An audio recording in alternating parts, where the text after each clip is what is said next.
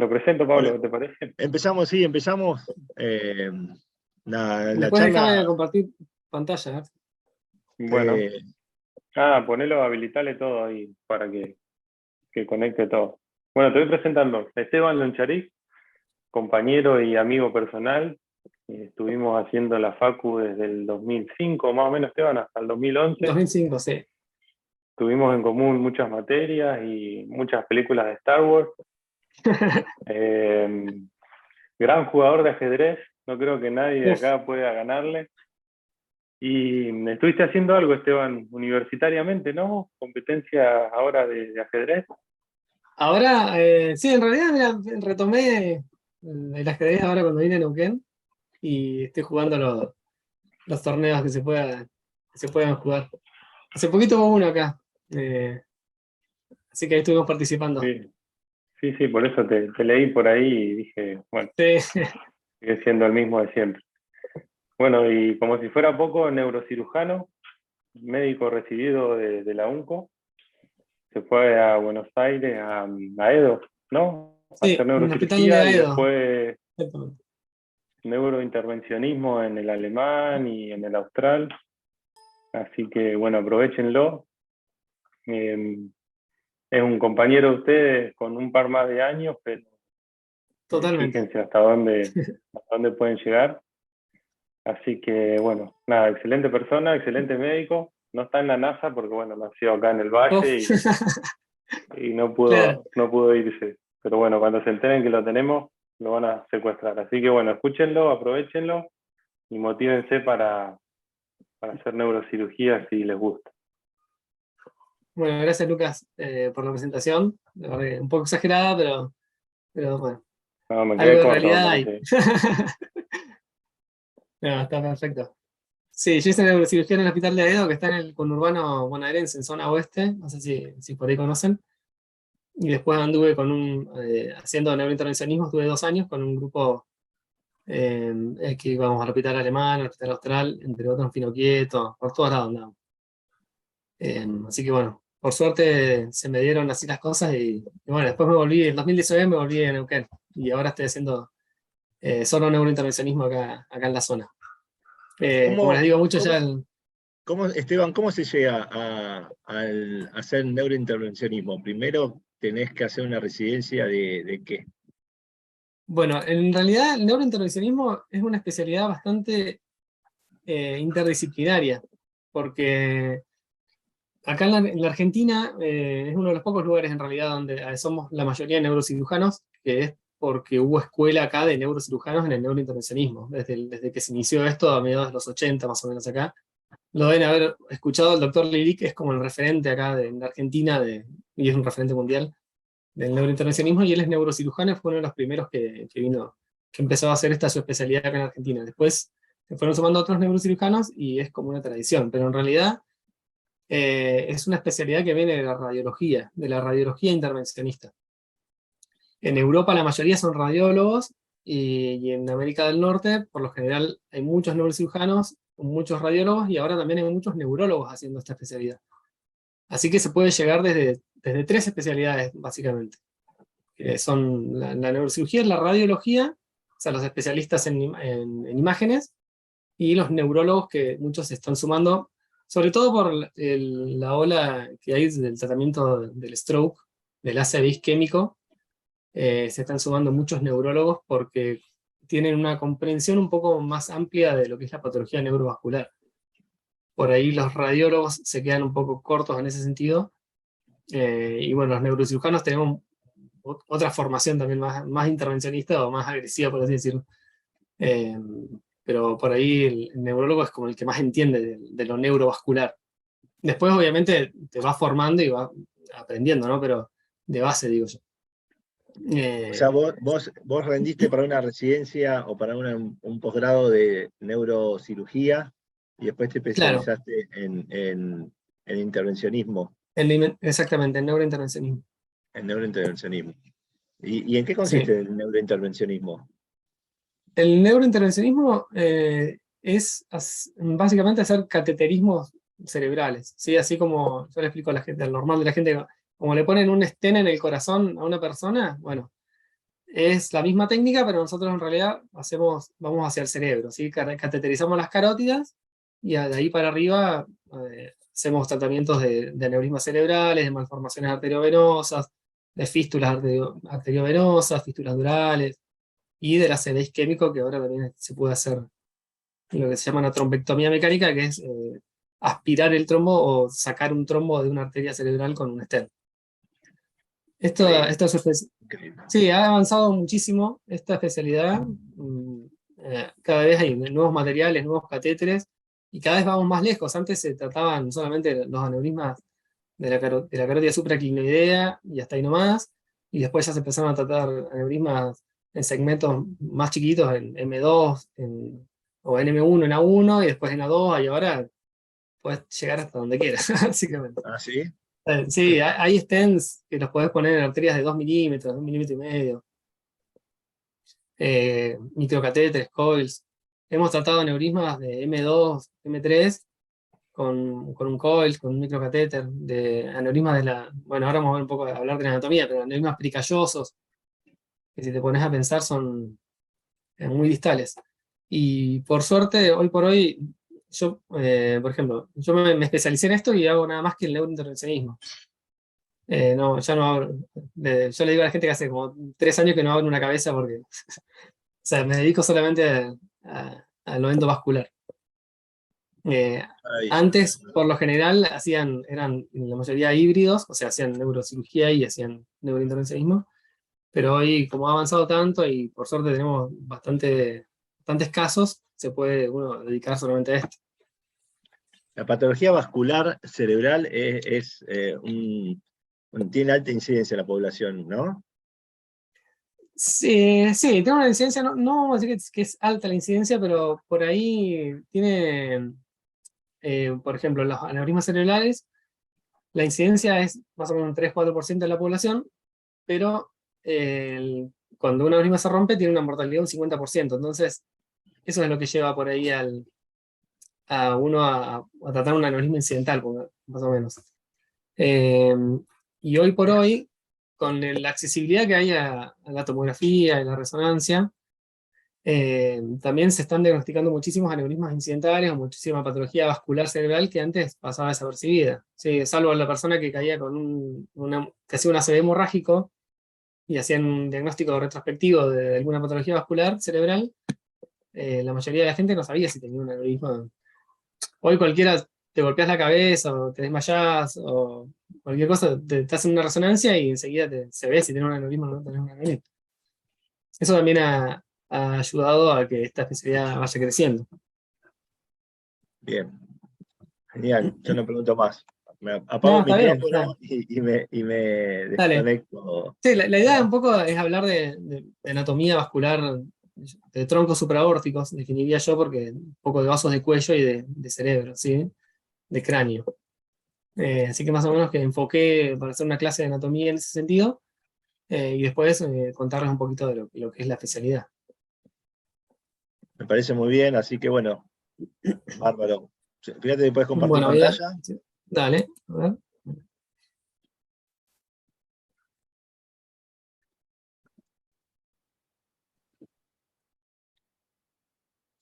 Bueno, ahí se Ahí está estoy viendo. compartiendo. Sí, se está Dale, viendo genial. perfecto. Bueno, buenísimo. Bueno, Bueno, les bárbaro. decía, la idea es hablar un poquito de la anatomía vascular de los vasos del cuello y cerebro. Calculo que ya deben haber visto algo, porque a esta altura del año han tenido ya casi un año entero de anatomía. Este es el arco aórtico. El arco aórtico es la aorta naciendo del corazón, ¿sí? Y que da la vuelta en su porción ascendente y en su porción descendente en el tórax, ¿sí? Del arco aórtico nacen los troncos supraórticos. Perdón, estoy enchufando la compu. Del arco aórtico nacen todos los troncos supraórticos, que son las arterias que van a los brazos y al cerebro, ¿sí? Al cráneo. Casi el 80% de la población tiene esta configuración, que es un arco aórtico que se llama clásico o de tipo 1, ¿sí? En la cual, luego del nacimiento de la aorta, en su porción ascendente tenemos el tronco brachiocefálico, que es un tronco común o arteria innominada, de la cual nace la carótida común del lado derecho y la arteria subclavia, ¿sí? Y de la arteria subclavia, la arteria vertebral, que sería esta.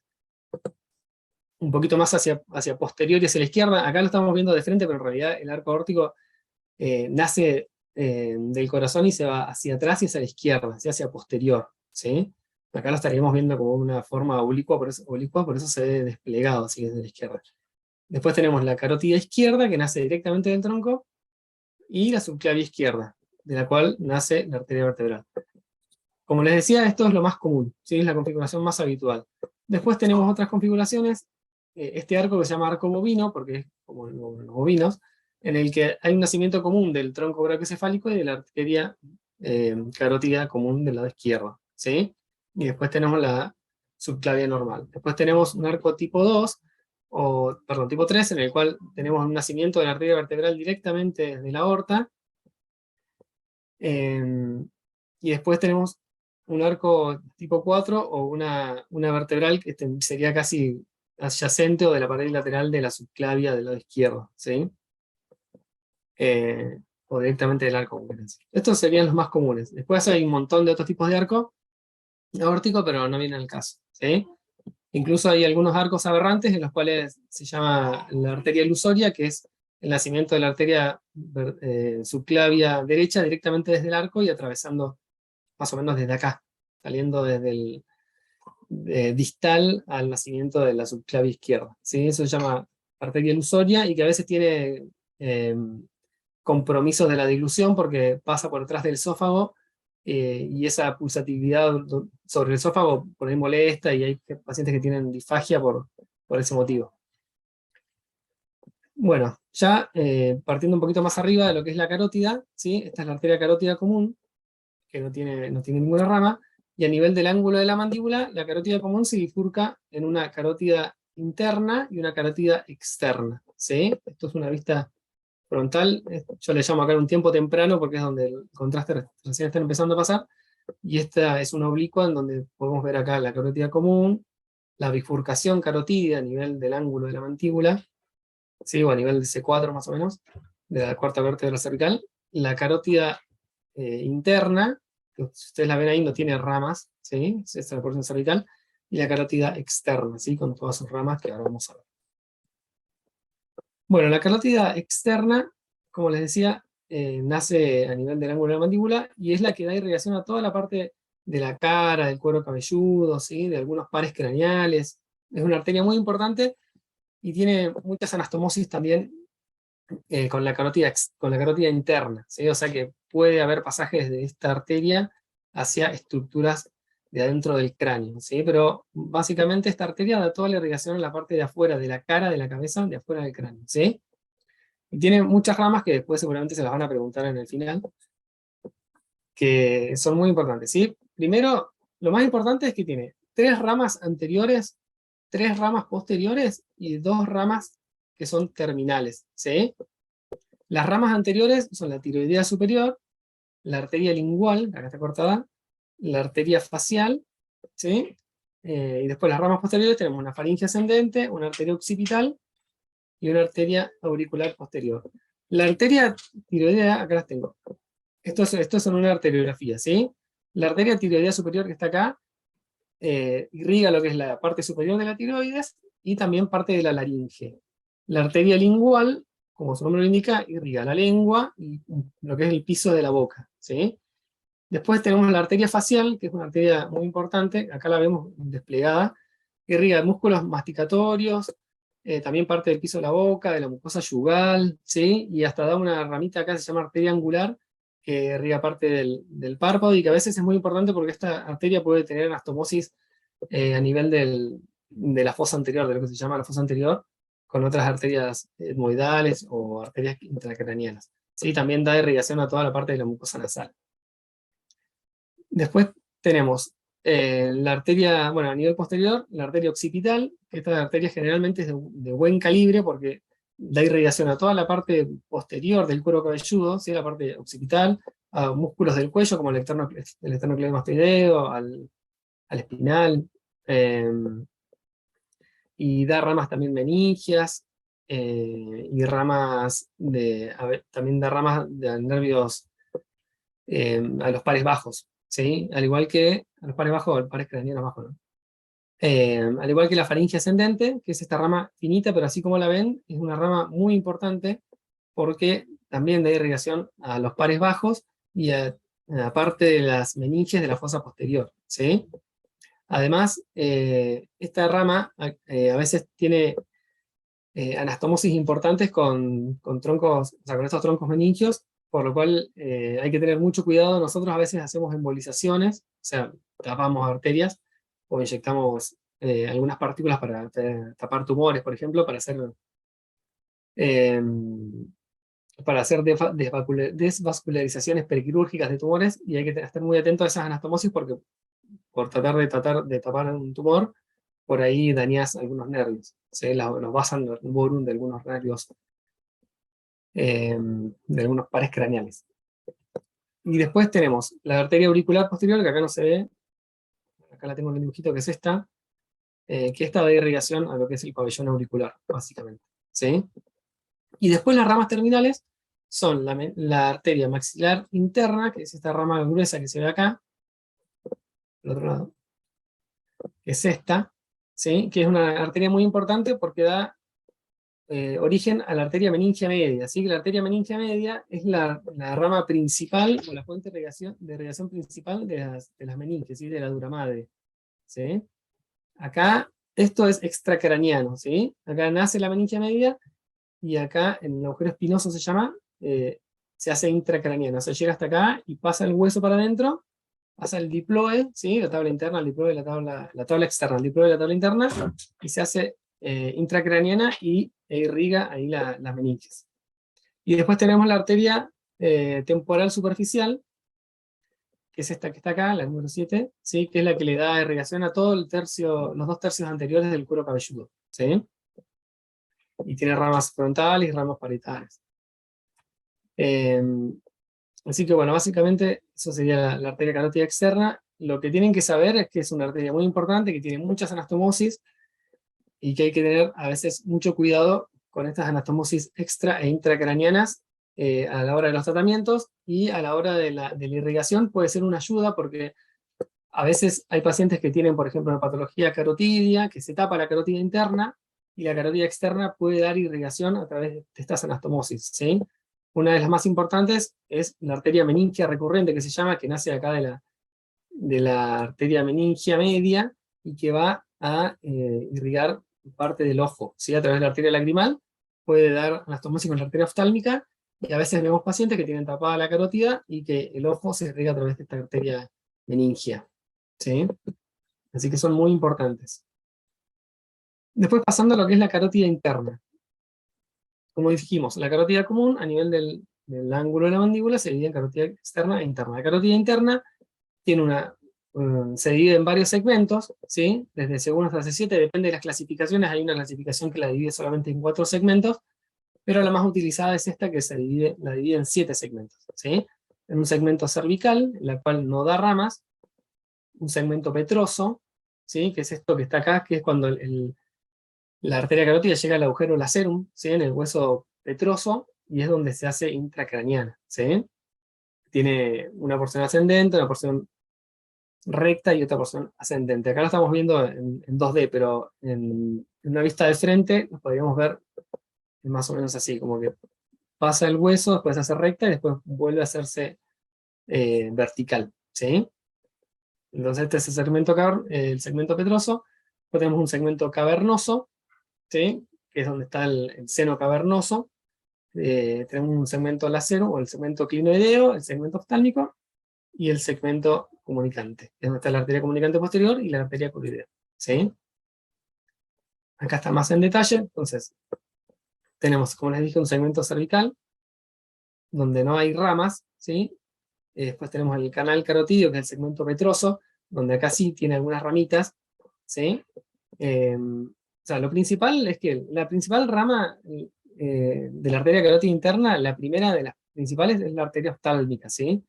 Que es la de mayor calibre, que por eso cuando los pacientes, por ejemplo, hacen un accidente isquémico transitorio, ya sea porque hacen una embolia desde cualquier parte del cuerpo, por un foramen nodal permeable, o porque tienen una placa ateromatosa acá en el cuello, por ahí hacen una embolia, y generalmente los émbolos, ¿dónde van a parar? Acá a la oftálmica, ¿sí? Entonces el paciente tiene una hemorrosis fugaz, ¿sí? Es el típico paciente que hace la hemorrosis fugaz por un accidente químico transitorio, y la principal razón es esta, porque es la primera rama más importante. Después hay un montón de ramitas en estos segmentos, pero que generalmente no te producirían ese tipo de síntomas, ¿sí? Por ejemplo, a nivel petroso tenemos una rama vidiana, que es una rama que va hacia, podríamos decir, hacia las fauces, ¿sí? Una arteria carótido-timpánica, y después tenemos ramas periosteales, que son los que irrigan el periósteo, ¿sí? Bueno, el segmento lacerum, por ahí está discutido, esto también se interpreta como petroso, ¿sí? Después tenemos el segmento cavernoso, que este sí da ramas importantes, donde tenemos un ramo posterior que es meningo hipofisario. De acá sale la arteria de Santorini, que va a dar una irrigación a lo que es la tienda del cerebelo, ¿sí? O sea, la tienda del cerebelo, no sé si lo han visto o lo recordarán, es una estructura que separa la fosa craneal superior de la fosa posterior, ¿sí? Y tenemos después un tronco lateral o cavernoso y un tronco medial, que es la que da irrigación a las arterias, a la hipófisis, ¿sí? Un tronco pituitario. Esto es todo en el segmento cavernoso. Después tenemos un segmento clinoideo, que es el que está lateral a la clinoides. ¿Se acuerdan ustedes? Donde está la hipófisis, tenemos una estructura ósea que se llama clinoides, que tenemos una anterior y una posterior. Esta sería la anterior. Y después tenemos el segmento oftálmico, que es donde está el nacimiento de la arteria oftálmica, ¿sí? Después tenemos el segmento comunicante, que es donde está la arteria comunicante posterior y la arteria coroidea. Ahora lo vamos viendo más en detalle. Bueno, esto es importante, los diámetros de la arteria. Sí, generalmente la arteria a este nivel más o menos mide entre 6 y 7 milímetros, o entre 5 y 7 milímetros. Después se va haciendo más finita, ¿sí? Ya a este nivel mide 4 milímetros más o menos la arteria carótida, ¿sí? Y cuando se bifurca, después la arteria celular media, la arteria celular anterior, ya más de 2 milímetros aproximadamente, ¿sí? Entonces, vamos a ir viendo un poquito más en detalle. El segmento petroso, como les decía, tenía el nacimiento de esta arteria vidiana, ¿sí? Que va a la fosa pterigopalatina, que es anastomosa con ramas de la maxilar interna. Después una carótido timpánica, que bueno, algunos la niegan, pero es la que le da irrigación a lo que es el oído medio, ¿sí? Y como les decía, las periosteales, que le dan irrigación al periósteo. Bueno, esas son variantes que hoy por hoy, o sea, a esta altura no van al caso. El segmento cavernoso es una parte importante, es un segmento importante de la arteria, porque como les decía, da ramos muy importantes. Si ustedes se acuerdan, el seno cavernoso, ¿sí? Es un repliegue de la dura madre, que también es discutido, que a veces algunos autores dicen que tiene cavernas y otros no. Es un repliegue de la dura madre, que es un seno venoso, ¿sí? Después les voy a hablar también un poco de la anatomía venosa. Y por dentro de este seno venoso pasa la arteria carótida, ¿sí? Después de salir del segmento petroso, ¿sí? De acá sale el segmento petroso y pasa, acá está el seno cavernoso. En el seno cavernoso comparte con otras estructuras, como son ramas del nervio trigémino, ¿sí? El sexto par, y si mal no recuerdo, el cuarto par, que van por la pared, y el sexto par que va suelto, ¿sí? Este es el sexto par que va ahí pegadito a la arteria carótida, ¿sí? Y acá, como les decía, da ramas. Esta rama, la rama meninge dorsal, que es la arteria de Santorini, ¿sí? Que va a dar, perdón, esta es la arteria de Santorini y esta es una rama que va acá al clivus, que da irrigación a la tienda del cerebelo, ¿sí? Y después da ramas a la hipófisis, que eso también es importante.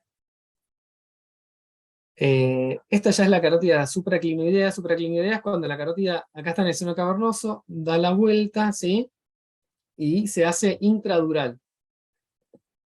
En el seno cavernoso, la carótida es intracraniana, pero no es intradural, ¿sí? Sale del hueso petroso y está en un seno, ¿sí? Que el seno, acuérdense que es un repliegue de la dura madre, en su capa parietal y visceral, por donde discurre la sangre venosa, ¿sí? Luego perfora la dura madre, la arteria, y se hace intracraniana, ¿sí? O sea, en el segmento oftálmico recién vendría a ser, o en el segmento clinoideo, es donde la arteria carótida se hace intracraniana. Esto tiene relevancia a la hora de la patología, porque por ejemplo un paciente que tiene un aneurisma cerebral en el segmento cavernoso y hace un sangrado, va a ser una hipertensión a nivel del seno cavernoso, pero no va a tener hemorragia intracraniana, ¿sí? Ni hemorragia subaracnoidea. Salvo que la aneurisma esté suprainfra, pero en general te va a dar sintomatología, por ejemplo, de los paracranianos, del quinto par, como les decía, y del sexto, ¿sí? Entonces, a nivel una vez que pasa la dura madre, se hace intracraniana, ¿sí? Y esa es la carótida supraclinoidea. Y acá están los segmentos supraclinoideos. Este es el segmento oftálmico por el nacimiento de la arteria oftálmica, que como les decía, es una de las ramas principales, la primera rama principal de la arteria carótida intracraniana. Y después tenemos el segmento comunicante, que es esta arteria que se llama comunicante posterior, porque se va a anastomosar con la arteria cerebral posterior, ¿sí? Para formar el círculo de Willis. El polígono de Willis, ¿sí? El polígono de Willis está formado por las dos carótidas, las dos vertebrales y las comunicantes. El segmento coroideo y la arteria cerebral anterior y la cerebral media, que son ya ramas terminales, ¿sí? Esto es una vista de perfil y esto es una vista de frente. Entonces tenemos la oftálmica, la comunicante posterior y la coroidea. Bueno, de las ramas terminales, como les decía, la cerebral media, que es la más grande, y la cerebral anterior. La cerebral media es la que va a dar irrigación a toda la parte de los lóbulos cerebrales, ¿sí? El lóbulo frontal, el lóbulo parietal, el lóbulo occipital y el lóbulo temporal. Acá tenemos un corte coronal, una vista coronal donde podemos ver la cisura de Silvio. Si ustedes recuerdan, la cisura de Silvio es esta división que hay entre el lóbulo temporal y el lóbulo frontal, ¿sí? Y la ínsula que está acá, y es una de las dos cisuras principales, ¿sí? Esta es la cisura horizontal, que se llama la cisura de Silvio, ¿sí? Acá podemos ver la arteria cerebral media cuando recién se bifurca, llega hasta la cerebral anterior y la cerebral media, y donde empieza su recorrido, ¿sí? La arteria cerebral media tiene 4 segmentos, un segmento primario que se llama segmento M1, que es donde discurre en la cisura de Silvio, un segmento M2, que es un segmento que tiene una parte vertical, hasta el fondo de la cisura silviana, ¿sí? Y después cuando retorna, cuando baja de vuelta, ya es un segmento M3. Y después tenemos un segmento M4 o cortical superficial, ¿sí? Las ramas, generalmente, en la mayoría de las personas, esta arteria se va a bifurcar en 2 ramas, ¿sí? Una rama superior y una rama inferior, un tronco superior y un tronco inferior. Antes de la bifurcación de esta rama silviana, de esta arteria silviana o arteria cerebral media, están estos ramitos que se llaman arterias tálamo perforantes, ¿sí? Que son unas arterias muy chiquititas que van a irrigar los ganglios de la base. Acá están los ganglios de la base. Y que generalmente son el sitio de sangrado de los hematomas hipertensivos, ¿sí? Cuando los pacientes tienen un sangrado, se llaman hipertensivos, ¿sí? Bien profundo, generalmente están dados por una ruptura en estas ramitas, ¿sí? Lo que está descrito es la ruptura de la sexta arteria lenticuloestriada, que se llama arteria de Charcot, ¿sí? Que es donde generalmente se producen estos sangrados. Y estos sangrados se producen generalmente porque hay microaneurismas en estas zonas, como fíjense que son todos de ángulo recto, por un trastorno hemodinámico, por un estrés hemodinámico que se va dando a lo largo del tiempo, asociado a factores de riesgo, ¿no? Y a factores ateroscleróticos. Generalmente se van formando estos microaneurismas acá, que serían los sitios de ruptura, ¿sí? Entonces, esto es una vista lateral de la corteza cerebral y donde vemos todas las ramas de esta arteria silviana, ¿sí? Todas las ramas corticales. Tenemos ramas frontales, ramas parietales, ramas occipitales y ramas temporales, ¿sí? Todas tienen un nombre que, bueno, es bastante fácil porque esta es la frontal, la central, ¿sí? O órbita frontal, la prefrontal, la precentral, la central, la parietal anterior, ¿sí? Así que ahí no hay dónde perderse. Y estos son los sitios de irrigación de cada una de esas ramitas.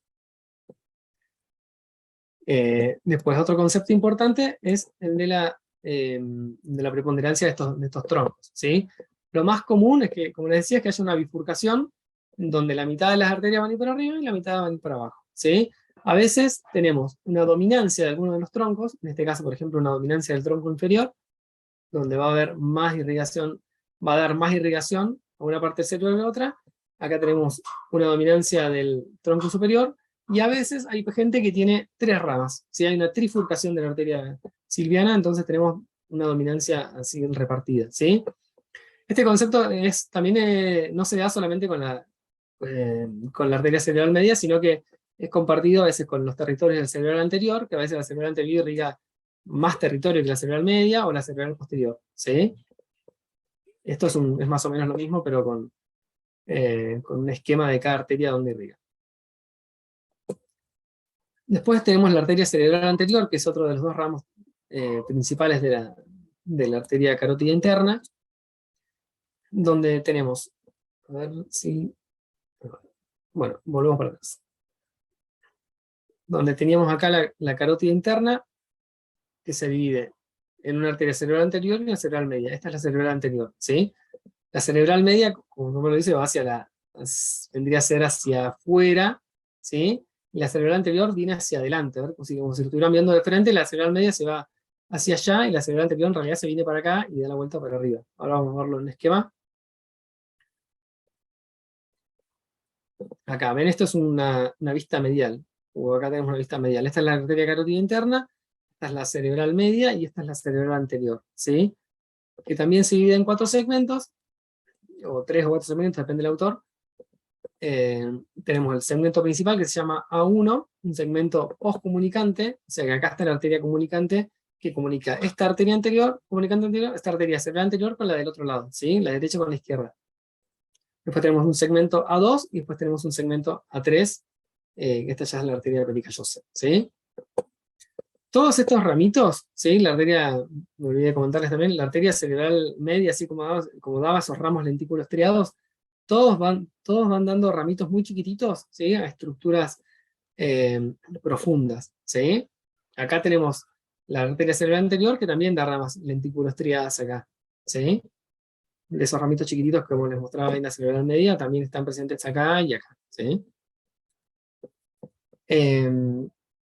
Bueno, hay mucha variabilidad anatómica, ¿no? Lo más común es esto, ¿sí? La arteria cerebral anterior, que viene de la izquierda a la derecha, se junta, forma la arteria comunicante anterior, que es esa arteria muy, muy chiquitita que está acá. Lo único que hace es unir, son las dos, lo único y muy importante, ¿no? Unir las 2 cerebrales anteriores, y después tenemos los segmentos A2 con sus ramas. Algunas personas tienen una arteria cerebral anterior única, que se llama ácigos, variante ácigos, ¿sí? Hay gente que tiene dominancia de un solo lado, y hay gente que a veces tiene hasta 3 arterias, ¿sí? Puede ser un ramo chiquitito, ¿sí?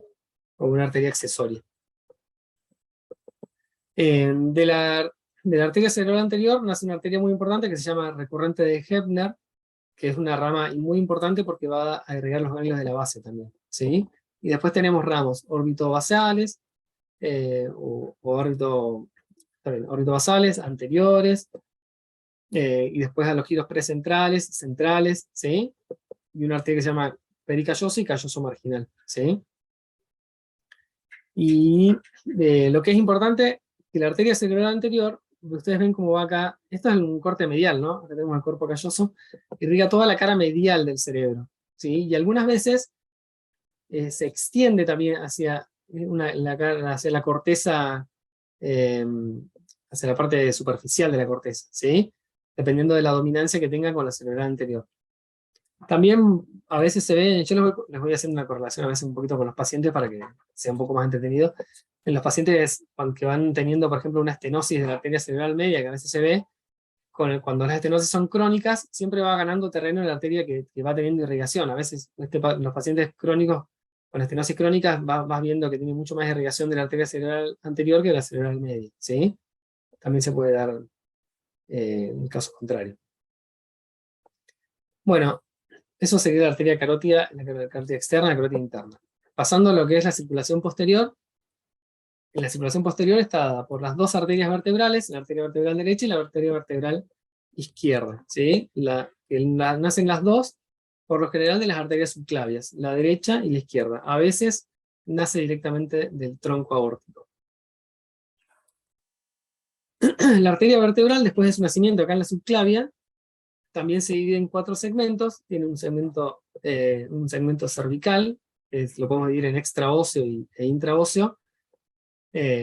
La arteria se hace intraósea a nivel de la 6ª vértebra cervical, ¿sí? La séptima vértebra hay un tubérculo, el tubérculo de Chassaignac, que es donde ingresa ahí la arteria, donde se hace intraósea. No sé si han tenido la oportunidad de manipular alguna vértebra cervical, deben haber visto ahí que tiene estos orificios en las apófisis transversas, que es por donde discurre esta arteria, ¿sí?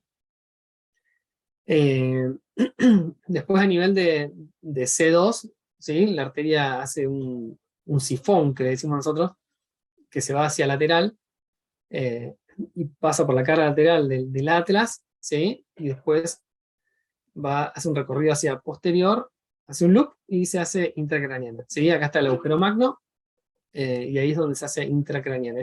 Tenemos un segmento entonces B1, que es el segmento cervical extraóseo, un segmento B2, que sería el intraóseo, el segmento B3, que es el segmento, acá está descrito como extraespinal, y un segmento intradural que sería B4, ¿sí? Todo esto sería B3, perdón.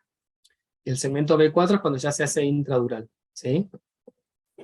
Esto es muy importante, ¿sí? La arteria tiene una histología hasta este nivel, y después cambia, ¿sí? O sea, tiene las 3 capas, la íntima, la adventicia, el endotelio, que a este nivel son mucho más gruesos, y que ya una vez que se hace intradural, son mucho más finitas, ¿sí? Casi hasta un 60% más finas las capas.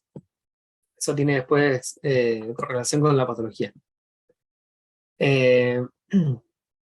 Entonces, cuando hablamos de circulación posterior, las principales ramas que da la arteria vertebral, o sea, cuando se juntan las arterias vertebrales forman una arteria basilar, ¿sí? Que discurre por la cara anterior del tronco, y esta arteria basilar da 3 ramas principales que irrigan el tronco y el cerebelo, ¿sí?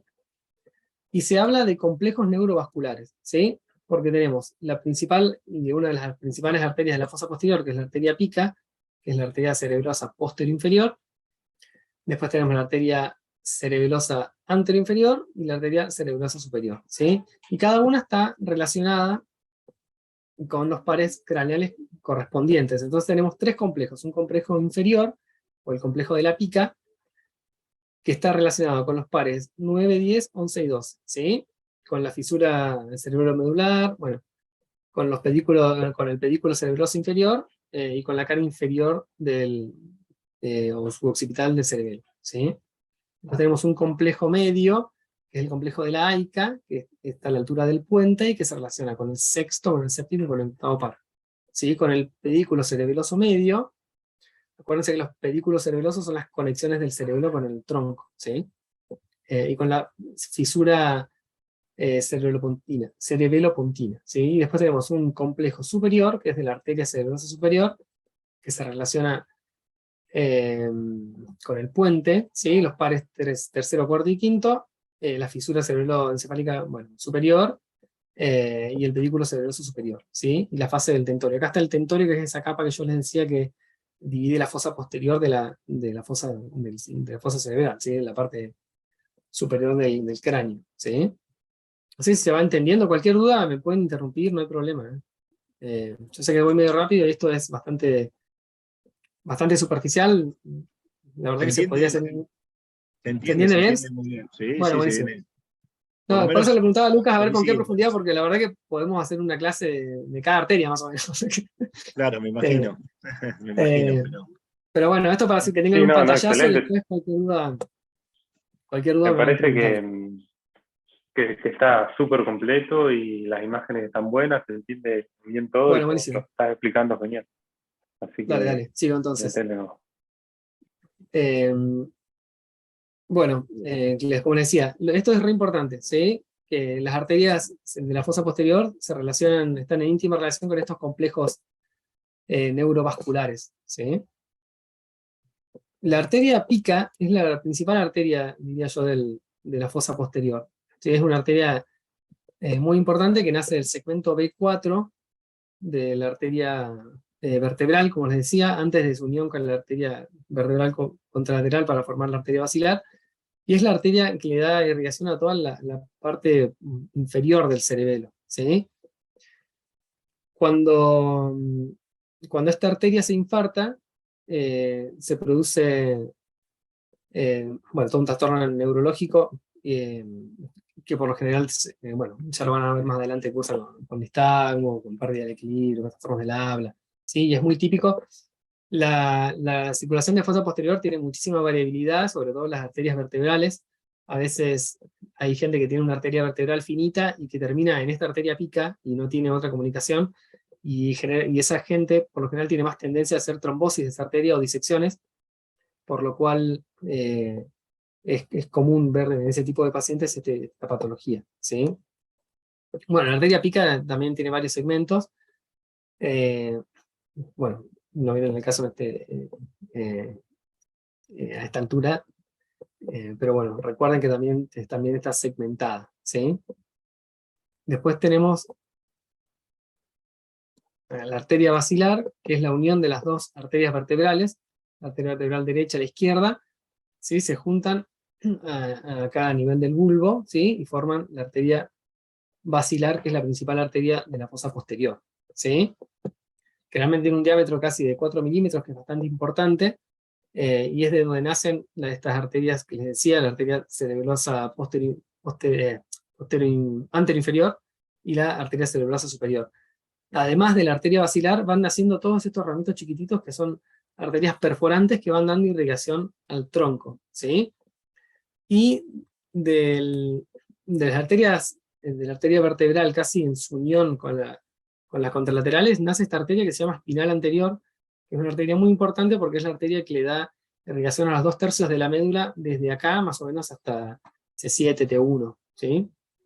Que esta arteria también es muy importante, ¿sí? La arteria espinal anterior, ¿sí? Acá vemos también la correlación con los complejos neurovasculares. Ustedes pueden ver ahí también que todas estas ramas chiquititas van dando irrigación a estos nervios, ¿sí? Al nacimiento de todos los pares craneales. Y después, a veces, acá en la punta de la arteria basilar hay una arteria muy chiquitita que se llama arteria de Percherón, que es una arteria tálamo perforante posterior, ¿sí? De la arteria, bueno, como les decía, está la arteria aica, que también da ramas perforantes, y la arteria laberíntica, que es la que va a irrigar al octavo par, ¿sí? Y irriga el oído interno, que está en el 45% de los casos, se da la aica, y en un 25% de la cerebrosa superior, ¿sí? Y después tenemos la arteria, bueno, la arteria cerebral posterior es la arteria terminal de la arteria de circulación posterior, ¿sí? De la arteria basilar. Y es la tercera rama más importante después de la arteria cerebral media, la arteria cerebral anterior. Tenemos esta arteria que es la arteria cerebral posterior. ¿Sí? Estas arterias chiquititas son las arterias comunicantes posteriores que les decía, que son las que comunican la circulación anterior, o sea, la carótida interna, de la carótida interna nace la comunicante posterior, y va a dar acá, a las cerebrales posteriores, ¿sí? Que también son muy importantes porque son las que completan el polígono de Willis, ¿sí? Cuando se tapa una arteria carótida, a veces esta rama es la que se encarga de darle irrigación a todo un hemisferio cerebral, ¿sí? La arteria cerebral posterior, entonces, nace de la arteria basilar, es una rama terminal de la arteria de circulación posterior, y también, como todas las arterias cerebrales, se divide en segmentos, ¿sí? Para que se acuerden, los segmentos de las arterias de la arteria cerebral media son M1, M2, M3, M4. De la cerebral anterior son A1 de anterior, A2, A3. Y de la cerebral posterior son P1 de posterior, P1, que es esta partecita de acá, P2, que es en la cisterna peritroncal, ¿sí? P3 antes de hacerse cortical, y P4 cuando ya son corticales, ¿sí? La arteria cerebral posterior va a dar irrigación a toda la base del cerebro, ¿sí? A todo el lóbulo, este es el lóbulo temporal visto desde abajo, ¿sí? A toda la base del lóbulo temporal y del lóbulo occipital, ¿sí? Y la cara media del lóbulo occipital, ¿sí? Yo después les paso con las diapositivas para que tengan ahí una guía. Acá estamos viendo en un corte medial, ¿sí? Sin el tronco, y donde vemos acá la arteria cerebral posterior cortada desde la basilar. Esta es la arteria comunicante posterior, como les decía, ¿sí? Que va a dar acá a la circulación anterior, a la hipófisis, ¿sí? El cuerpo calloso. Entonces, la arteria cerebral posterior con todos sus segmentos, ¿sí? El segmento P1, el segmento P2, segmento, esto sea P3 y esto ya es P4, ¿sí? Como les decía, da irrigación a toda la cara inferior del lóbulo temporal y a la cara medial del lóbulo occipital, ¿sí? Y por supuesto, también da todas las ramas tálamo perforantes posteriores, ¿sí? Desde P1 y la arteria comunicante posterior da las tálamo perforantes anteriores. Acá está lo que les decía de la arteria de Percheron, ¿sí? Así que bueno, eso sería más o menos la circulación arterial a grandes rasgos, ¿sí? Ahora les voy a hablar un poco de lo que es la circulación venosa. La circulación venosa tiene muchísima más variabilidad que la circulación arterial, y por lo general tiene, como les decía, bueno, tiene un componente, ahora vamos a ver, extracraniano, intracraniano, y del intracraniano tiene componente superficial y un componente profundo. En las venas extracraneales, es donde más variabilidad tiene todavía, ¿sí? Las podemos dividir en superficiales y en profundas, ¿sí? Y en las superficiales tenemos un sistema venoso, bueno, frontal, supraorbitario, temporal, parietal, ¿sí? Auricular, facial, lingual, se correlaciona casi todo con las arterias. Ustedes acuérdense que como en casi todo el cuerpo, por cada arteria tenemos 2 venas, por lo general, ¿sí? Es un sistema muy redundante y muy, muy variable, ¿sí? Toda esta circulación generalmente va a dar a la vena yugular externa y después a la yugular interna, ¿sí? Que es donde drena toda la, donde cae todo el drenaje venoso de la cabeza, ¿no? Después, venas profundas, tenemos las venas oftálmicas, la oftálmica, la angular, que es esta rama que yo les decía que tiene su arteria también muy importante, la facial, el plexo pterigoideo, que está en la fosa pterigoidea, ¿sí? Las venas faciales profundas, una vena maxilar, y bueno, las venas faringias también van a dar acá a la yugular externa, ¿sí? El sistema venoso cerebral, como les decía, se divide en un sistema venoso superficial y uno profundo. El sistema venoso superficial tenemos a los senos, parte de los senos venosos, ¿sí? El seno longitudinal superior, el inferior, ¿sí? Que es donde drena el principal drenaje venoso del cerebro, ¿sí? Los senos venosos. Acuérdense que los senos venosos en realidad son repliegues de la dura madre, así como les decía el seno cavernoso, los senos venosos sagital superior, sagital inferior, también son repliegues de la dura madre. Ahí lo van a ver como un triangulito, si esto también es un preparado anatómico, ¿sí? ¿Ven? Es la dura madre, ¿sí? Que forma como canaletas, por así decirlo, por donde discurre la sangre venosa, ¿sí? Dentro del sistema venoso superficial tenemos entonces, dijimos, el seno longitudinal superior, el seno longitudinal inferior. Esto que ven acá se llama hoz del cerebro, ¿sí? Que es como una capa de dura madre que se mete entre los dos hemisferios cerebrales a nivel medial, y por donde forma acá arriba el seno longitudinal superior y abajo el seno longitudinal inferior, ¿sí? Después tenemos el seno recto, que es este que está acá, y los senos transversos y el seno sigmoideo, ¿sí? Después de lo que es el sistema venoso superficial, tenemos 2 venas anastomóticas que son muy importantes, que se llaman vena de la B, que vendría a ser esta vena, si es una vena superficial, no sé, acá.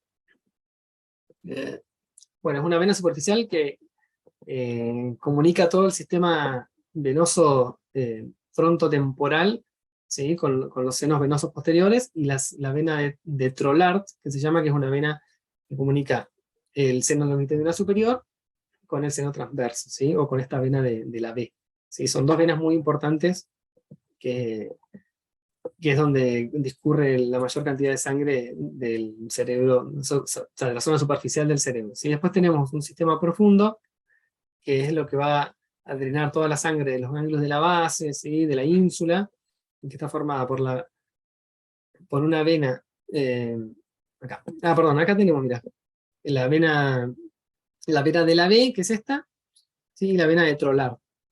Y esta es la vena superficial, la vena cerebral media superficial, perdón, ¿sí? Que se junta con la de Trolar, y junto con la de la B van a drenar toda la sangre de esta parte superficial del cerebro hacia el seno transverso, ¿sí? Son dos venas anastomóticas muy importantes, ¿sí? El seno longitudinal superior y el seno longitudinal inferior, que acá no lo vemos porque esta es una vista lateral, ¿sí? Entonces, esto es toda la circulación venosa cerebral superficial. Después de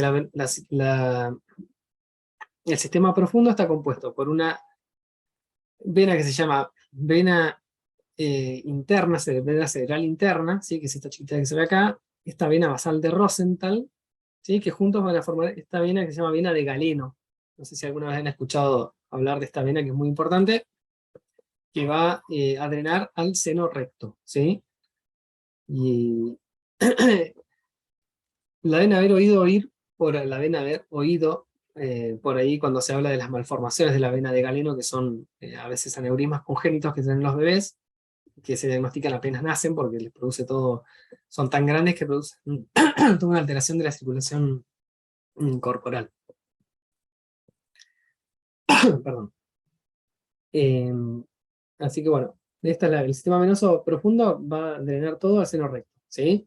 Y del seno recto va a drenar a esta estructura que es donde llegan todos los senos, ¿sí? Acá están los senos transversos, o sea, perdón, el longitudinal superior, el longitudinal inferior, y el seno recto van a drenar a esta estructura que se llama confluente o seno de erófilo, ¿sí? Y de acá, a partir de acá, salen los senos transversos, ¿sí? Y luego los senos sigmoideos y que van a dar a las venas yugulares, ¿sí? La prensa de erófilo, no sería prensa. Prensa de erófilo se llama. Esto es el típico paciente que se cayó de nuca y que se desnucó, ¿sí? Bueno, es porque se partió la cabeza, se hizo una fractura de cráneo y se rompió esta estructura que se llama prensa de erófilo, que ustedes piensen que es donde va a dar toda la sangre del cerebro, va a dar ahí, ¿sí? Y el paciente se desangra porque hace un shock hipovolémico a partir de la ruptura de este seno, ¿sí? Esa es la correlación clínico-patológica de la prensa de erófilo, ¿sí? Acá lo podemos ver más. Ustedes piensen que va toda la sangre de acá, ¿sí? Todo va a ganar acá lo que es la prensa de erófilo.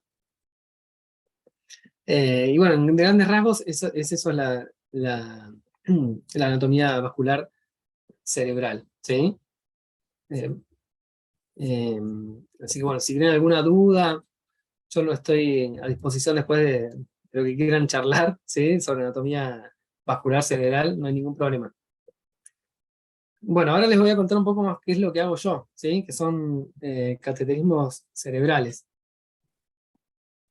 Los cateterismos se hacen a través de una técnica que se llama técnica de Seldinger. Sí, Seldinger fue un radiólogo sueco que a mediados del siglo pasado inventó una técnica para poder cateterizar venas, arterias, cualquier órgano hueco en la cual se pueda poner una guía de alambre, ¿sí? Para poder utilizarlo como guía para poder cateterizarlo, ¿sí?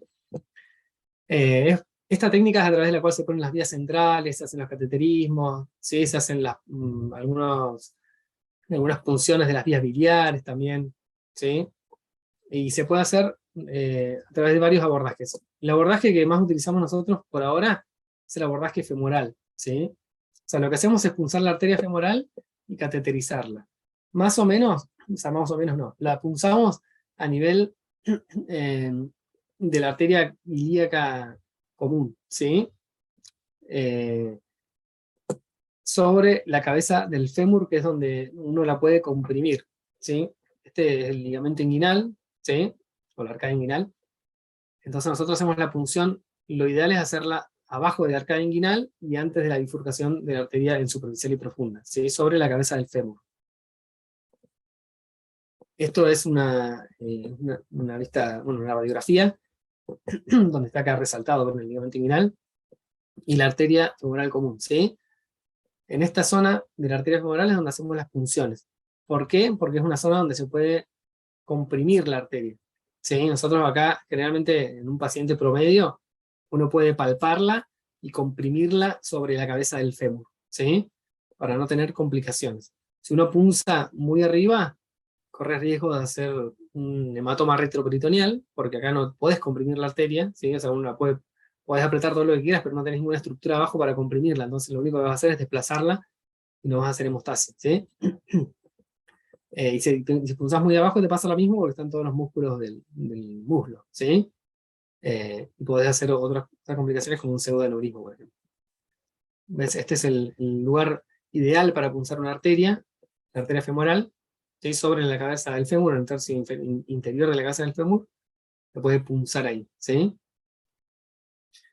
Acá está en un paciente que ya está preparado, y generalmente lo que hacemos es palpar la línea ilíaca anterior-inferior, ¿sí? El pubis, y punzar más o menos entre el tercio medio y el tercio lateral, ¿sí? Bueno, acá ya está preparado el paciente con todos los campos quirúrgicos. Esto es lidocaína, ¿sí? Un bisturí, esto es un introductor, no se alcanza a ver, esta es la guía que se va a utilizar para colocar el introductor, la aguja de punción, y esto es una coger, que es para lo que se utiliza para marcar en realidad, ¿sí? Ahí se está palpando la arteria, ven acá está palpando la espina ilíaca superior, está palpando la arteria, tiene todo preparado, acá está marcando, bueno, este paciente tiene una prótesis de cadera, está marcando ahí el sitio de punción, ¿sí? Y acá está haciendo una infiltración con lidocaína, acá está punzando, ¿sí? Entonces lo que se hace es punzar la arteria, lo ideal es punzar solamente la pared anterior de la arteria, ¿sí? Una vez que no tiene flujo a través de la aguja, se inserta esta guía, ¿sí? Ese alambre guía, se pasa a través de la aguja, ¿sí? Y se deja metido en la arteria. Entonces lo que hacemos ahí es presionar para que no sangre y sacar la aguja, ¿sí? Entonces nos queda la arteria cateterizada con este alambre, ¿sí? Que se utiliza como guía. Entonces después, a través de esa guía, uno pone este catéter que es un introductor, ¿sí? Es un catéter que tiene una luz que uno lo va a dejar puesto en la arteria, ¿sí? Ponemos el catéter y sacamos el alambrecito que habíamos puesto con un dilatador que viene en el introductor, ¿sí? Y después a través de este introductor, lo que ya dejamos en la arteria, podemos pasar catéteres. Esto tiene una valvulita que hace que la sangre no salga, ¿sí? Entonces te queda el catéter metido en la arteria, a través del cual vos podés pasar otros catéteres para hacer el estudio, ¿sí? Ahora también se lo estamos haciendo mucho a través de la arteria radial. O sea, la misma técnica, pero cateterizando la arteria radial, ¿sí? Que en realidad es mucho más cómodo para el paciente para el postoperatorio, ¿sí? Generalmente en el abordaje femoral, cuando una vez que se saca el introductor, se comprime acá, más o menos 10-15 minutos para hacer hemostasia, y después se hace un vendaje bien compresivo, y el paciente se tiene que quedar acostado por lo menos 6 horas, y a veces hasta 24 horas. Entonces, eso como es un poco incómodo para el paciente, se hacen abordajes radiales, en la cual después de sacar el introductor, haces un vendaje radial, y el paciente ya no tiene que hacer reposo, y nada, tiene que dejar la mano quieta además por unas horas, ¿sí? Y acá estamos punzando la arteria radial, ¿sí? La técnica es la misma, ¿sí? Se punza con una AUCAT o una aguja de punción, le paso una guía, se saca la aguja, se saca la aguja y se pone el introductor, ¿sí? Eso se llama técnica de Seldinger. Y después lo que les quiero mostrar es un caso clínico, un caso de un aneurisma cerebral, para que vean más o menos qué es lo que hacemos nosotros, ¿sí? Bueno, esta es una paciente de 54 años, con antecedentes de hipertensión y con múltiples aneurismas incidentales, que es lo que les contaba al principio, que nosotros, esta paciente, por ahí por cefalea, por migraña, consultó a un neurólogo, el neurólogo le pidió una resonancia, y en la resonancia aparecieron los aneurismas. Entonces, ahí viene Perdóname, el sopesor. Esteban, No, ¿Cómo? no se ve, Esteban, ¿eh? Se ¿No está se ve? se está viendo la presentación de anatomía vascular, vaso de cuello y A ver, cerebro. para. Entonces déjame ver Sí. ¿dónde tengo el video? ¿Controles? Sharing. O por ahí Pará. en compartir, poner que sea Ahí todo. comparto de vuelta. Claro. ¿Ahora? Ahora sí. Caso 2. Dice caso Ese, 2. sí. Es un caso, sí. Como les decía, esta paciente consultó por eso, ¿sí? Por un aneurisma incidental. Cuando te llega un paciente con un aneurisma incidental, hay que sopesar bien a ver cuál es el riesgo de que el paciente viva con ese aneurisma o de tratarlo, ¿sí? Porque tratarlo también nunca está exento de riesgos. Hoy por hoy en un paciente joven, por ahí se prefiere tratar el aneurisma por el riesgo a largo plazo de que el aneurisma se rompa. De todos modos, no es que se tratan todos los aneurismas, sino que hay que ver el tamaño, la localización, la forma del aneurisma, los factores de riesgo del paciente, la hipertensión, el tabaquismo, que son los principales, ¿sí? Y junto con todos los otros factores de riesgo cardiovasculares que también inciden en el riesgo de que se rompa un aneurisma, ¿sí? Entonces, esta paciente, ahí va. Bueno, solo lo viene el caso. Consulta con esta resonancia en la que se ve, esto es un corte axial de una resonancia en una secuencia que se llama TOF, ¿sí? Que no sé si ya vieron algo de resonancia, que es Time of Flight, en la cual el resonador lo que hace es reconstruir las arterias.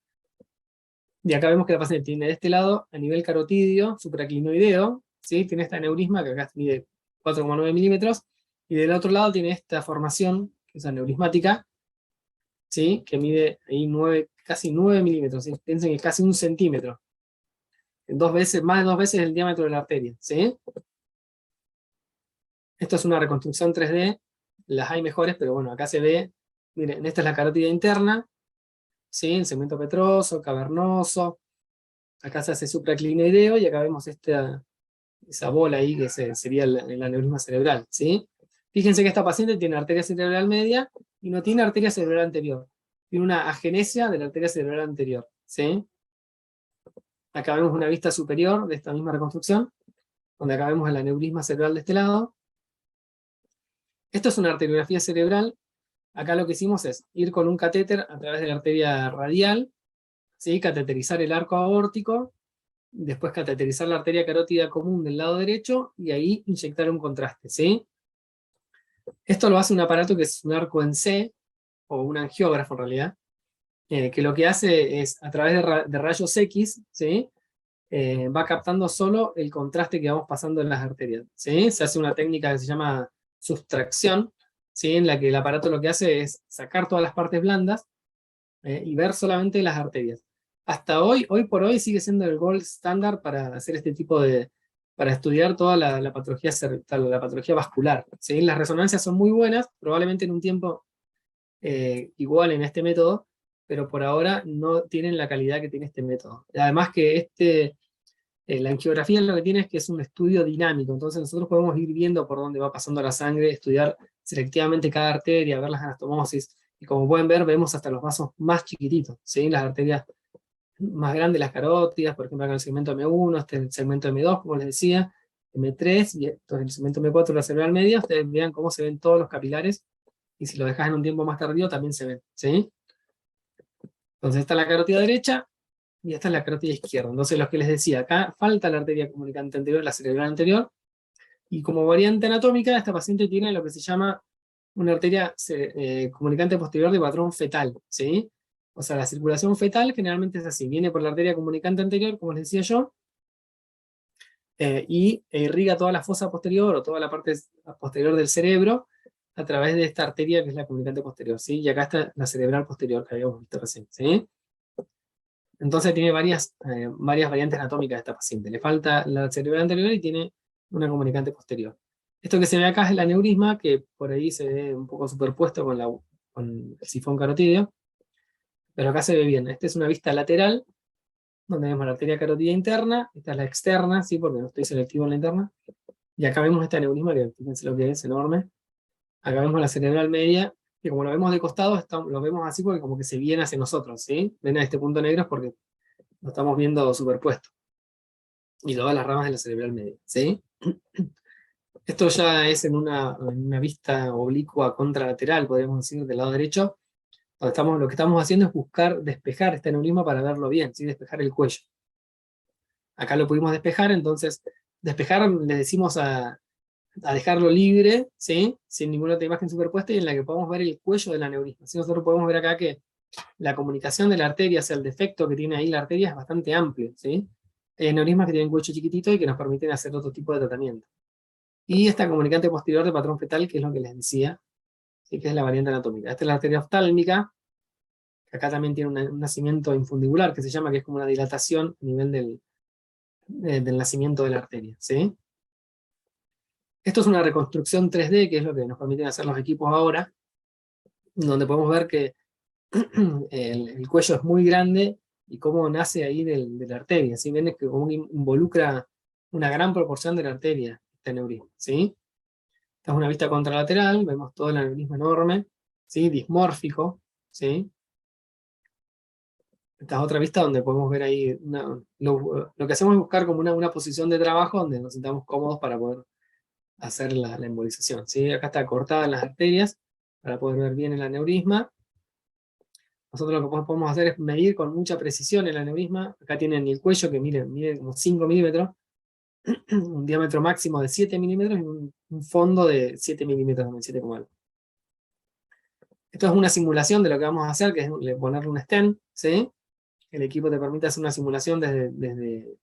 Nosotros acá lo que tratamos de hacer es de no dejar tapada esa arteria con el stent, la comunicante posterior, así que lo pusimos más abajo. Por eso lo pusimos desde acá, ¿sí? Cubrimos todo el cuello del aneurisma hasta esta porción de la carótida. Eso sería carótida infraclinoidea, ¿sí?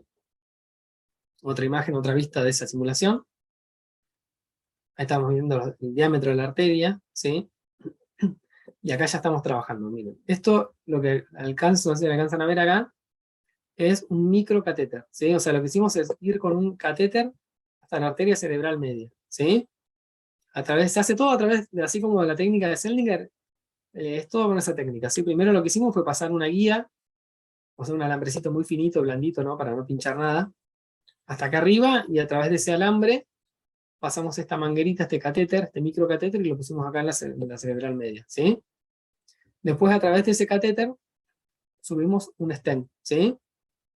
Esta es la guía del stent, ahí se alcanza a ver la malla cómo se va abriendo, ¿sí? Lo largamos desde acá más o menos para cubrir el cuello del aneurisma.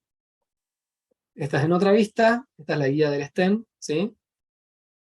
Y acá no sé si se alcanzan a ver. Estamos cubriendo ahí todo el cuello. Acá ya está liberado, no se ve muy bien acá. Acá vemos cómo, acá se alcanza a ver, ¿ven? Este es el stent que está tapando ahí el cuello del aneurisma y cómo ya retiene contraste, ¿sí? Ustedes piensen que el contraste cuando no estaba el stent pasaba y esto de imagen se borraba. Entonces acá el aneurisma ya está reteniendo sangre, ¿sí? Que es el mecanismo por el cual se cura, ¿sí? El stent hace que entre la sangre, que no salga, que se vaya trombosando, entonces ese aneurisma después se va arrugando como una pasa, ¿sí? Entonces un control en una vista de frente, y acá podemos ver el stent desplegado ahí en la arteria, sin la arteria, y acá con la arteria, ¿sí? Acá está bien desplegado el stent, bien abierto. Esto está ahí en la carótida, ¿sí? Tapando el aneurisma, y acá vemos el signo del eclipse, le dicen, ¿sí? Donde podemos ver el aneurisma ya que retiene en el fondo, y cómo está el stent acá redirigiendo el flujo para que no entre en el aneurisma, ¿sí? Así que bueno, ese es un caso así se hace un tratamiento de un aneurisma cerebral a través de la técnica endovascular, ¿sí? Con stent. Esto es un aneurisma. Después hay otras técnicas que se pueden hacer que se rellenan los aneurismas con otro método que se llaman coils, ¿sí? Que son unos alambrecitos de platino que se pasan a través de estos microcatéteres, que es en realidad fueron las primeras técnicas que se utilizaron endovasculares. Antes de eso a veces usaban unos globitos también, pero bueno. Esto es lo que se usa hoy por hoy para este tratamiento, ¿sí? Así que bueno, eso es lo que les quería mostrar. No sé si tienen dudas, preguntas de anatomía o de lo que quieran, no hay ningún problema. Excelente, Esteban. La verdad que ¿Me gustó? ¿Me tardé mucho o no? Bueno. no, claro, conciso y bueno, es como aplicar, digamos, la anatomía. Claro, Por ahí los chicos capaz que no dimensionan el haber tenido tu charla, pero me parece que es el fundamento de la materia casi, ¿no? Aplicar la anatomía y cada vez hacer procedimientos menos invasivos para tener igual de resultados que abriéndole la cabeza como hacía antes. Bueno, Claro, exactamente, sí, todavía se sigue genial. haciendo, cada vez en casos más específicos, pero en general la técnica endovascular ha ido desplazando a la técnica convencional. De todos modos es algo que se va a seguir haciendo porque no todo se puede resolver por vía endovascular y a veces es necesario recurrir a técnica tradicional. Lo que tiene esto es que por suerte mejora mucho por ahí el postoperatorio, el perioperatorio, las complicaciones perioperatorias. Bueno, vos sabés mucho de eso, las infecciones, ¿sí? Los tiempos de internación. Eh, por supuesto que no está exento de complicaciones, pero bueno, tienen otro manejo y por ahí otra morbilidad, ¿sí? Claro, Ahí, no, genial. Y súper Melissa, completo. Melissa, no sé si querías preguntar algo, que había levantado la mano. Melissa. Buenas. Nada. Ah, Nada, me pareció muy bueno nomás. bárbaro. Era Bueno, un gracias. aplauso, por eso. La verdad, Esteban,